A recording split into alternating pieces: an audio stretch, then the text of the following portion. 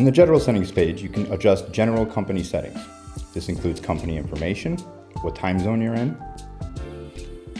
You may manually trigger the calculate and carrying over of unused employee allowance data by clicking the carryover allowance button.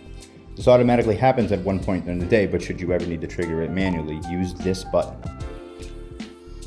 Here you can manage leave types. Choose this little bubble to select whichever leave type you want to be default for your employees when submitting new leave requests.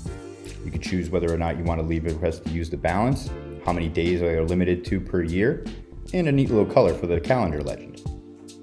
If you need to edit a leave type, use the hamburger menu and choose the edit option. A delete option is also available to you. To add a new leave type, click the Add New button. Choose a name.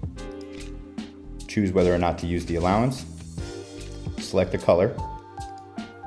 And then choose how many days that leave type is limited to within a current period. Then hit Submit. Choose the days that are active in your company's schedule here. Bank holiday management allows you to set which bank holidays your company observes. To add a new bank holiday, click the Add New button and choose Add a New Bank Holiday. Choose a name, pick which date,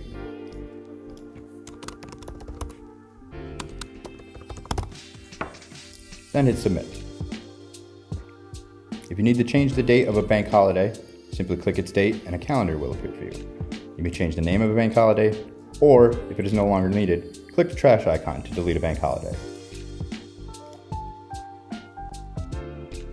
The calendar feeds page can be used to integrate your Leaf company time off data into your company's current calendar system. This includes iCal or Google Calendar, for example. Click the TeamView Feed button to automatically open your calendar app of choice. Or you may right-click and copy link address and paste into your web-based calendar program.